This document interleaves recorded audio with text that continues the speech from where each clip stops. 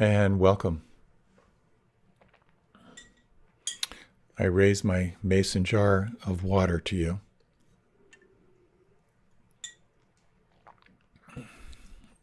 Apologies for my voice, which is somewhat afflicted with what I believe is oak pollen right now.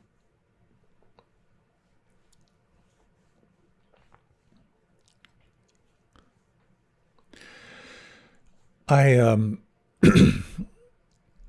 always loved doing different accents. I've got a relatively good ear, and I'm very aware that in this day and age, doing anyone's accent has a potential of being offensive, and I do understand that. But I do want to share just two words as I recall them being said to me many, many times that was somewhat instrumental in my own practice. My form of meditation for many, many years was through transcendental meditation. And then I lived in a yoga ashram for many, many years. And at some point, as I was beginning to lead meditation retreats, I was offered to go and do a Buddhist retreat. So my very first Buddhist retreat was with S.N. Goenka. And those particular retreats are, they're very, very powerful. They're very orthodox. And that is to say, they're really designed to kind of give you like the very core, bare bones experience. And with them, you have a tremendous amount of discipline that you go through. You take the precepts, these basically the agreements of what you won't do. And some of those restrictions to support you are no reading, no speaking, no writing, no eye contact, no yoga, no form of exercise other than just a little bit of walking. And it's really designed to support you in going deep. And it's 10 days and it's 10 hours a day. It was probably one of the most brutal experiences of my life. For the first number of days, you're practicing anapanasati, which is a breath-based meditation. And you're narrowing your attention to the sense of the breath right at the rim of the nostrils, hour after hour after hour. After about 4 days, or after 4 days of that, you then move into learning a technique for scanning, which is quite powerful. But particularly in the beginning, with the mind just so on fire and having nothing to do, absolutely no distractions, I did find myself spontaneously reading the back of my toothpaste tube over and over again, simply to give my mind something to grab onto. That in these meditations, which were all recorded and guided by S.N. Goenka, there'd be these words, or these two words, that would just sort of come out of nowhere while you're sitting. And the words were something like this: start again. Start again. This invitation to start again. And so many times I would realize my mind was utterly, utterly lost, just completely down a rabbit hole. And the practice became about starting again. And that's what I'd like to talk about, because this is something that is so, so important. First, this practice of gathering awareness, how important it is. Second, I'd like to talk about the moment of awakening when you realize you're not here. Are there any ways that you can sort of like open up and amplify that moment? I think there are. The third thing I'd like to talk about is like setting the stage for presence and insight. How does that happen? Like, how can you do that more effectively or more efficiently? And then I'd like to talk a little bit about how daily practice is about a practice of recalibration. So this is a talk about practice and maybe about your daily practice. It's going to be really focused on starting again, some of the techniques for starting again in your practice. And then later I'm going to talk a little more about starting again in your life. But we're talking here primarily about the mechanics of meditation. So gathering awareness is the first stage of this practice.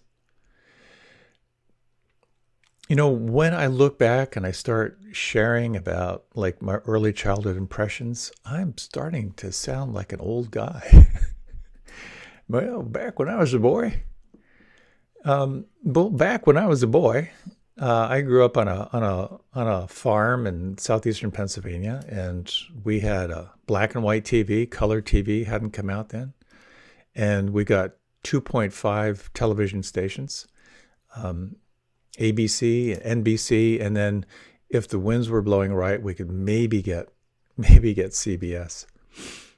And I think I think Star Trek was maybe on CBS. So I rarely got to see it. But I just remember this one episode watching with my little brother, where they had countered some race, and the whoever it was that they were in conflict with had this thing that they would do when they would bring their arms overhead and then they'd bring their hands down, and they would, if they did this 3 times, they would have like incredible power. So 3 times of doing this. And so I remember at one point, I think this, alien dude was on his 3rd round when someone jumped on him and stopped him from doing the 3rd one because he would have had so much power. And so, of course, my younger brother and I, for years afterward, would do this 3 times and then start wrestling. Why am I telling this story? It's about the power of concentration. When you're concentrated, and there's something about like those 3 movements was like, okay, total focus, gather your attention, and then you have access to something. And those days or those moments or hours when you're totally dialed in and focused, how much you can get done. I'm stunned for myself that when things are lined up and I'm relaxed and focused, I can get more done in 2 hours than I can in 8 hours. Attention is power. One pointed attention can do amazing things. The classic example is you take a magnifying glass and you kind of run light through it, and you can burn a hole in a leaf. Laser is concentrated light, and you can cut through steel by taking this light that's available everywhere and bringing it to a sense of one-pointed focus. So this sense of focus and concentration and power, if you will, is foundational. It's foundational in life, and it's foundational in meditation. So there's an aspect, and it's only an aspect of this practice, which is about getting control of your attention. It's about kind of harnessing the wind and learning how to bring it to the here and now. It ain't easy, and it does develop over time. The classic teaching story is you're teaching a puppy how to sit. You say sit, doesn't no idea what you're talking about. You push her little bottom to the ground, say sit. She runs off immediately. Patience and persistence. The puppy starts to sit for longer and longer periods of time. And I must say, if you're training a puppy and you tell it to sit and it moves and you whack it, you're not going to have a happy puppy or a well-developed puppy. But patience, compassion, understanding, and resilience, the puppy starts to respond. And the mind, believe it or not, can start to respond. I'm always amazed when I do an intensive retreat of how in the beginning it's just paying dues. The mind is just so all over the place. But after some period of time, there is sort of a sustained sense of awareness, and you realize, my gosh, my awareness really is kind of like a laser. I can focus here and I can hold it here. And there are all kinds of things that develop out of that sense of one-pointed attention. I've talked a little bit about the jhanas, which are basically these different states you can begin to access by by harnessing and cultivating concentration. So this is really, really powerful stuff. And there's been a lot of studies now on meditation and how it can help with ADHD. This sense of focus and gathering, it thickens your prefrontal cortex, which is a part of your brain that's involved in focus and planning and impulse control. It also raises your brain's level of dopamine, which in many cases, in my understanding, is in short supply with a brain that's struggling with ADHD. So focus is good. And focus is hard. And we're trained out of focus and concentration in our culture. I was talking with a book agent about this book I've been wanting to write, and she said, "Well, are you wanting to write a book more like a philosophy, kind of a 50,000-foot book, or more of a how-to book?" And I said, "Well, I think it's got to be a how-to book." And she said, "Oh, good." And I said, "My attention span just isn't what it used to be." And she said, "Me too." She said, "I was a philosophy major and I love reading philosophy, but I just don't have the patience for it anymore." And maybe you've noticed this, like we're trained out of paying attention. And so having just been part of this retreat, the week-long spring retreat, it's always clear to me when I'm either supporting a retreat or certainly taking a retreat that the first couple days of practice are all about paying my dues. I'm aware of like the hypervigilance and the settling that's required, or I'm aware of how overstimulated and how exhausted I am and having to kind of fill the cup. I'm aware of worry and all the ways that I escape the moment. And so the question becomes, if you're wanting to cultivate this practice which can transform your life,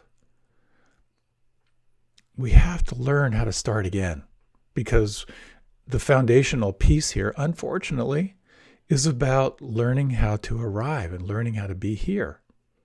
And while some traditions really emphasize concentration and focus, others not so much, nonetheless, this is an important part of training your brain. So what do you do when you realize for the 1,000th time in your meditation that your mind is not here? So a couple things I've noticed is, as frustrating as it is, and like many, many people, there are times when I just want to get up and walk away because my mind is seemingly out of control. It's sort of an understanding. It develops over time and has to do with kind of a verified faith. This is how it works. You put in your time and you'll benefit. As I mentioned earlier, my initial training in meditation was transcendental meditation. So the anchor, rather than being a physical anchor, such as breath or sound or the felt sense in the palms or the soles of the feet, it's actually a mantra. It's an internal sound. And very wisely, their practice recommends 20 minutes in the morning and 20 minutes in the afternoon. 20 minutes. And so for about 15 years, that's what I did. And that 20-minute period was very, very helpful because I was committed to sit for 20 minutes. And whatever commitment you make, what you think doesn't matter. It's all about kind of paying your dues. And of course, what happens is you begin to realize I don't have to believe every thought. And you realize that every time you let go of a thought, you're kind of letting go of some tension, and you're arriving. And the more you arrive, the more you're kind of developing the sense of mindfulness. You're developing your capacity for non-judging awareness. You're developing your capacity for this sense of non-preferential awareness. That quality of arriving is so profound. And so what I notice is that such a critical part of practice, certainly my practice, is that moment when you wake up, when you realize your mind is completely not here. In essence, it comes down to two options. One is to beat yourself up for forgetting your anchor. The other is to celebrate that you woke up. Now here, this is kind of an interesting thing because we can actually we can actually tap in to the science of forming habits. That if you want to make a change in your life, you want to create a positive association to the habit. I believe I told this story before, but my beautiful wife, Tara, was kind of reading a book on forming habits. And so whenever she would do her 10 push-ups and 10 squats in the morning, she did this little thing of like pumping her fists, like, yes. And so it seems so subtle, but that positive association, it kind of builds over time. And so she did this in all the little habits that she wanted to build.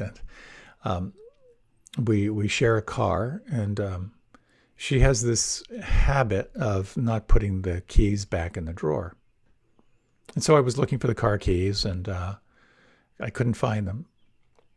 And so I was back at my desk, and I texted her from my desk, and I said, would you mind, when you have time, putting the car keys back in the drawer?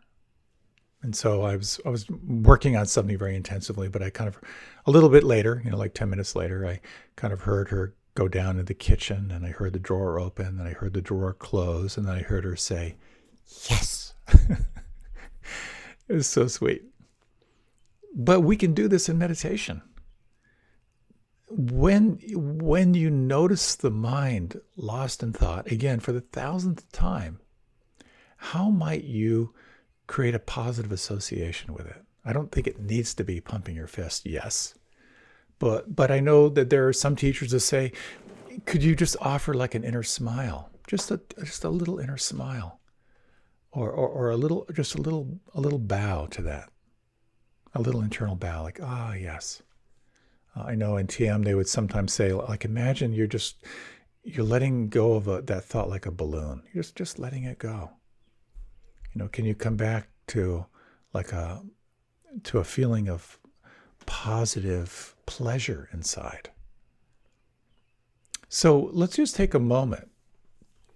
It might be nice to kind of reinforce this for a few moments. If you like, you can close your eyes, and let's just say for this next meditation that you're gonna focus your attention on right at the rim of the nostrils. Notice if you can just feel the breath there.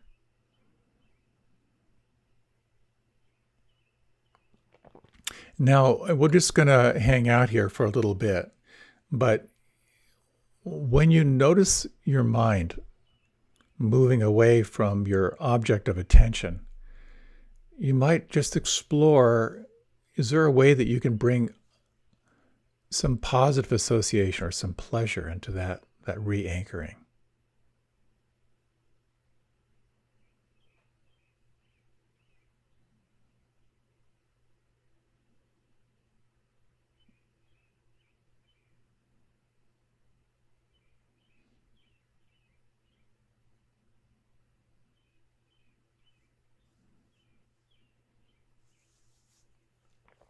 Now, if you like, you can deepen your breath, and you can open your eyes or remain with them closed. Now, you may have been deeply absorbed into the breath for that little 45-second meditation, but I did want to reinforce a few things you can do. When you notice your mind lost in thought, you can offer a little inner smile. There you go. I'm back. I'm awake.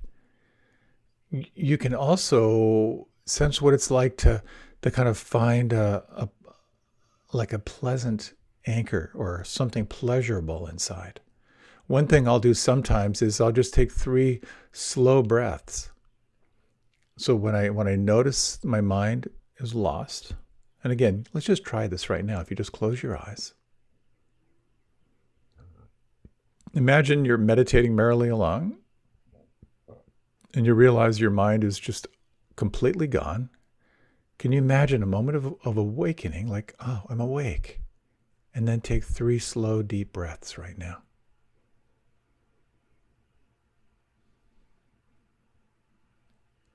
And on each out breath, can you relax? Can you soften and feel the aliveness, the juiciness of that sensation inside?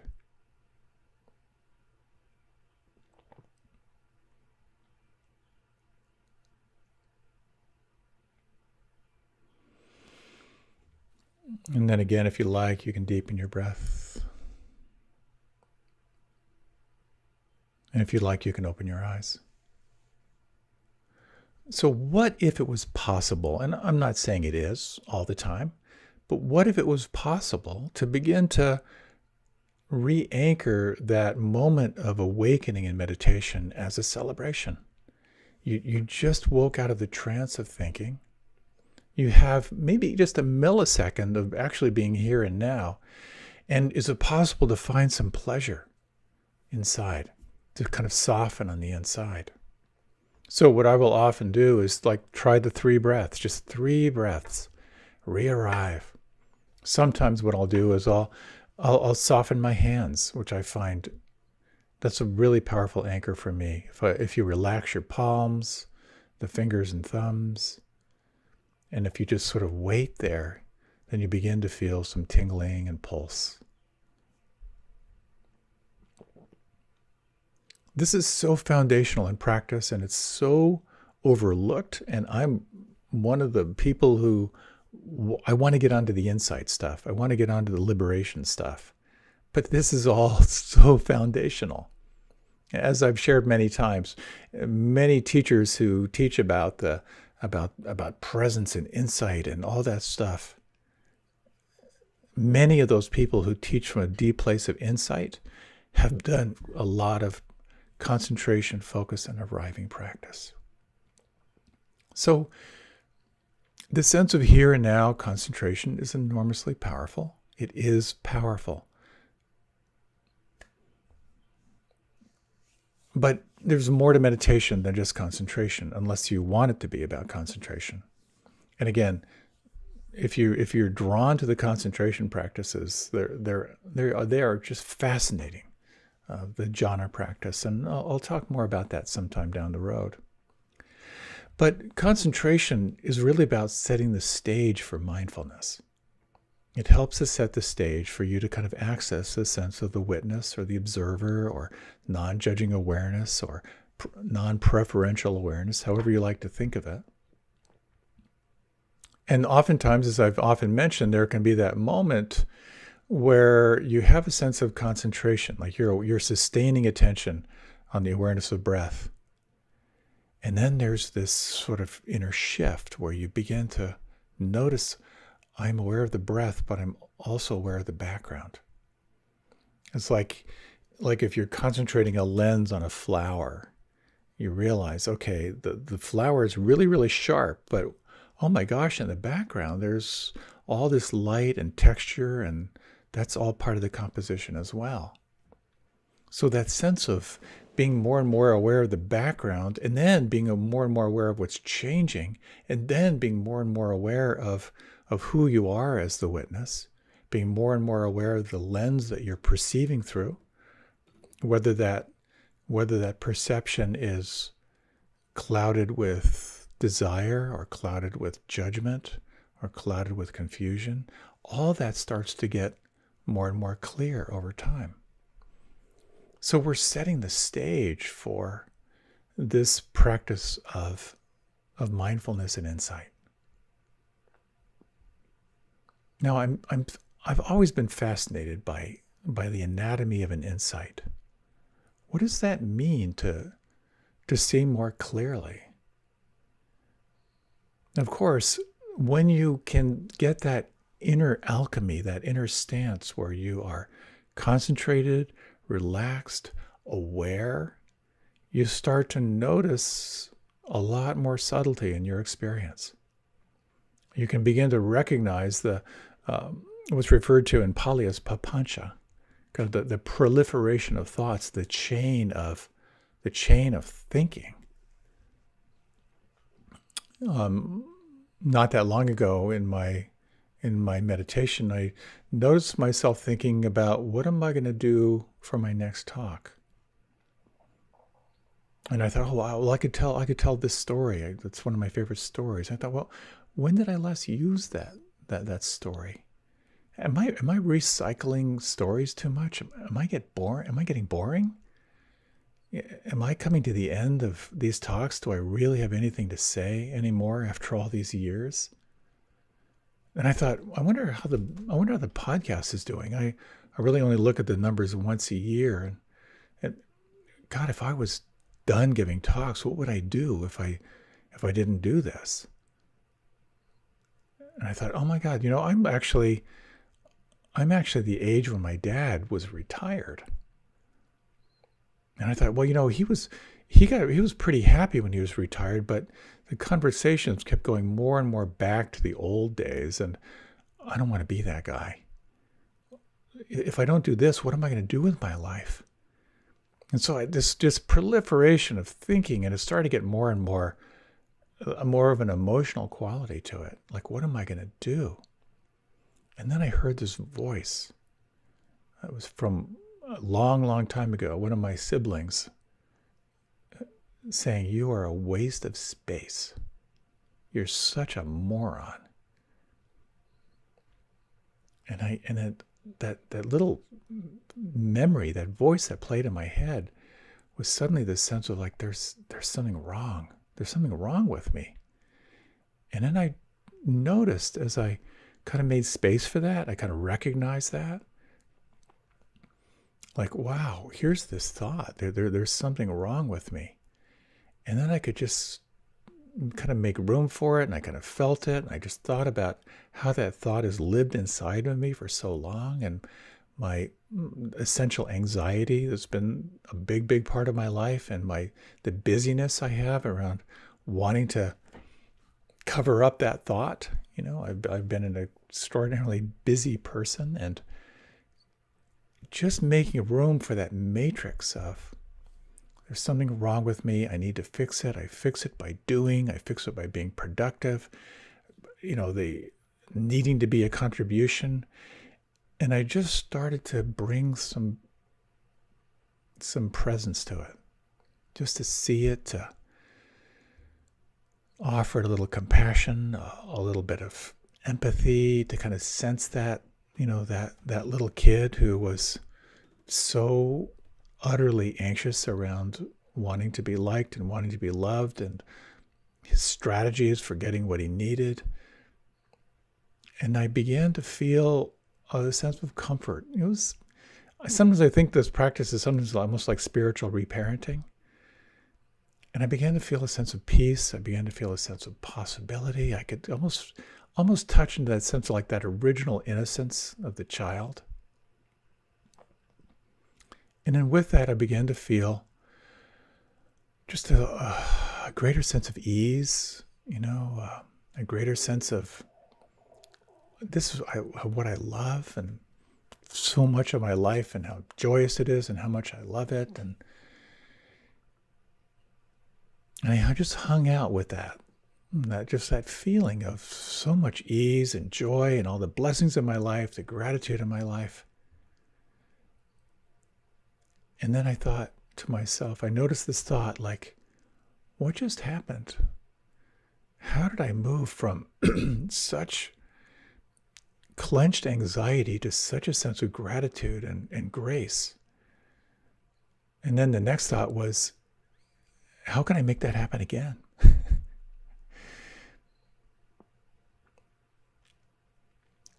This is such a fascinating part of the practice to me.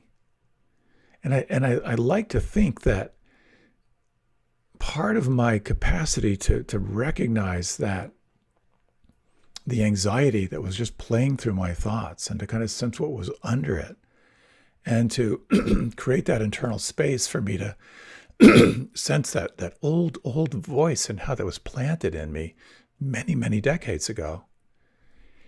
It came from that capacity to arrive, to calm, to set the stage for the observer, to set the stage for that sense of preferenceless awareness, just to notice and allow what was there. the line between what we're aware of and what we're not aware of, somehow there had moved. And when that shifted and I could make room for it and I could allow the insight to arise, it was very much the fruit of all that work around arriving. So what is an insight?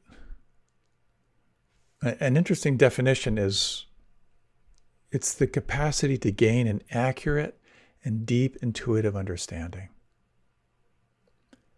How does it happen?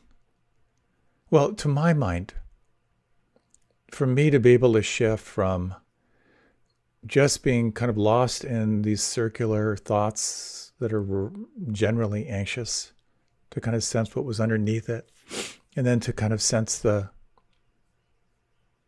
kind of not about core, but like a very, very deep impression that was made. It's a shift in awareness.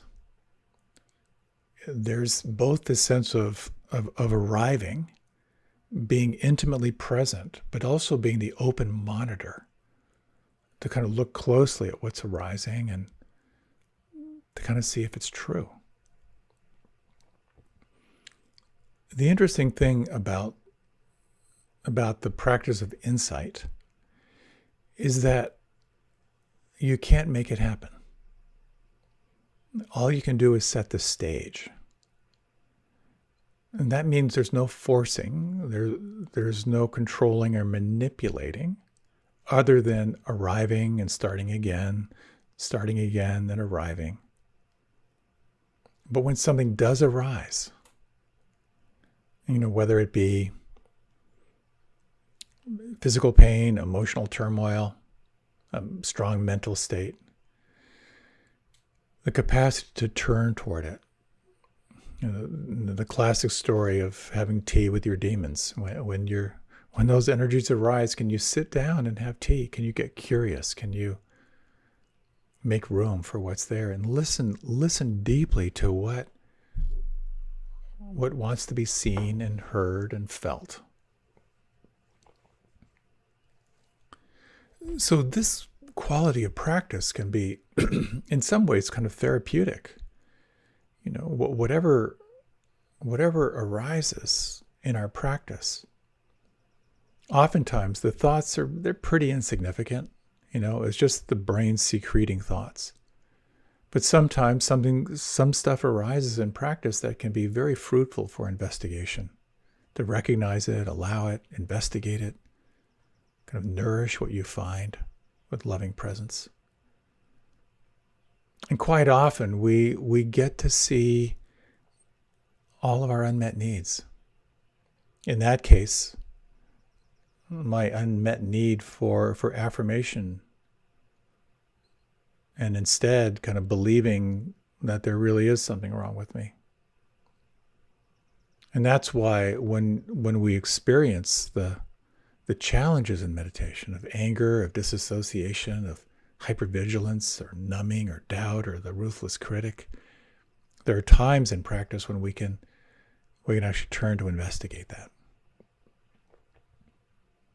So when it comes to cultivating daily practice, there are moments when things arise that can be very, very fruitful. And then there are moments where we're just simply kind of recalibrating the machinery. I spent some pretty happy years all through college and into grad school working on a farm in the Midwest. I just loved the whole life. We ran about 1,000 acres, and when it was planting season, it was all hands on deck, going really, really fast. The window for planting can be really, really short sometimes. So we planted corn and soybeans, wheat or oats. And we had this corn planter that at that time was cutting edge. When you're planting and you've got like a 6-row corn planter, or you're working with a grain drill, there's a lot of math to kind of figure out how fast you're going, and then the seed population per row. If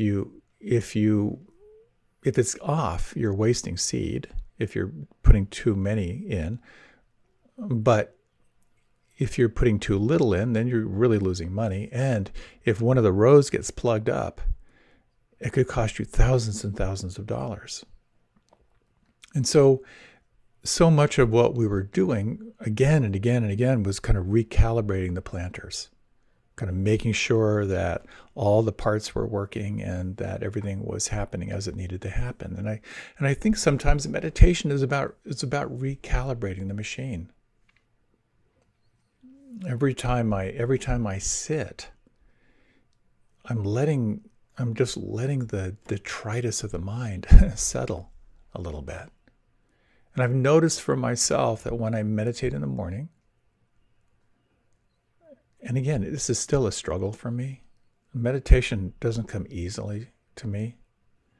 But I have noticed over the years that when I put in my time, whether that's 20 minutes or 30 minutes, usually I do 20 or 30, that over time there's a settling. And my little ritual is after I meditate, then I journal. There's some clarity in my journaling. And I pick out the 3 most important things for me to do. And oftentimes, again, that settling will allow me to really clarify what are the 3 most important things today, and then I can move forward. And I've really found, and I imagine to some degree you have found this, that you may be touching into a sense of kind of verified faith. That if you put in your time of gathering and arriving and maybe some investigation if that's there, if you put in your time, it'll be worth it. The science is in. The question is, what's going to support you in a practice that isn't necessarily fun? So, it's important to note that there's no practice that fits everyone. I remember the first time I went out to a month-long retreat and talking with Gil Fronsdal and told him I had just moved to Washington, D.C., and he was just musing and saying, if you're living in a stressful urban environment, just simple watching your breath may not be the most helpful practice. If there's a lot of tension built up, maybe some yoga would actually be helpful to kind of help settle the mind. And I thought that was kind of a brilliant observation, because I have found that as well. There are times when I can really benefit from releasing the deep-seated tensions rather than just expecting I can just sit, watch my breath, and get calm. So I like to think, as I've often shared, if you think of meditation as, this is an oversimplification and blasphemy to some people, but think of it in terms of the time you spend on focus, the time you spend on flow, and the time you spend on letting go. Focus is concentration, arriving, gathering. Flow is that sense of mindfulness, of noticing what's changing and how you're relating to it. And in flow, you're alternating between focus and going back into open monitoring. And then letting go is that time when you just simply drop technique and rest in presence. Part of dialing in your practice is figuring out the ratio. How much time is best spent on focus and gathering and calming and arriving? How much can you give to the sense of just observing without judgment? And how much can you dedicate toward the sense of just letting things go, letting things be? That recalibration is, I find, a really, really important thing. And what I've generally found is the more I spend on focus, on gathering and starting again, the more I'm setting the stage for a more gratifying sense of flow or mindfulness or letting go or letting be. That's kind of what works for me. Just a couple quick things in the last few minutes that we have here is to reflect on the importance of arriving, the power of concentration. That when you are here and now and you've gathered your attention, your mind can be like a laser. So honoring the importance of concentration, which means honoring the importance of starting again. Because if you try to be present, you're going to notice how you're not present. So explore if you can celebrate new habits. Is it possible? And I'm not saying it's easy. Is it possible when you have that moment of waking up, oh my God, I'm gone again? Can you create a new habit of offering a smile or an inner yes, or something that's really pleasurable, like 3 breaths, re-arrive and settle? Also, what will most help you in the sense of starting again is to find others who are practicing. Share about your practice. Look for the little tips and techniques that are going to resonate for you. Share your insights, share your discoveries. And this can be so, so helpful. The power of like-minded people. The mindful dialogue after this class is wonderful. The spiritual friends groups through IMCW, having some meditation partners. As you listen to others and as you share your discovery, it'll help to bring this more alive for you. The other thing that's very, very helpful is to really study how this meditation works. Just listening to talks that might point out some subtlety or give you a little bit of inspiration as you kind of dial in your practice. And perhaps the most important thing, if there is a most important thing, is to practice. It's one thing to read about all this stuff. Nothing will support you more than this physical practice of starting again, re-arriving, understanding that the foundation of mindfulness, this foundation of insight, the foundation of surrender, the foundation of awakening is your capacity to re-arrive and start again this breath. These sound vibrations as they're happening. That sense of arriving, softening, receiving the moment is what will help you to set the stage for cultivating that sense of the observer. Your capacity to open up the gap between stimulus and response. That will help to set the stage for everything that arises out of the present moment. I hope this has been helpful.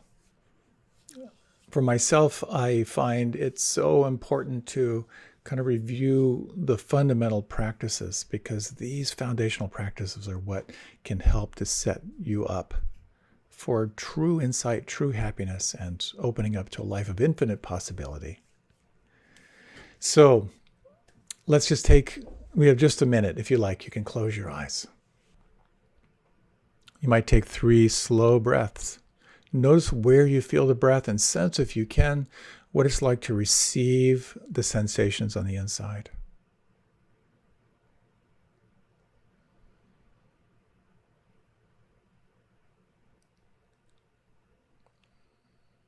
And you might sense, no matter where you are, no matter what is happening, no matter what you're feeling,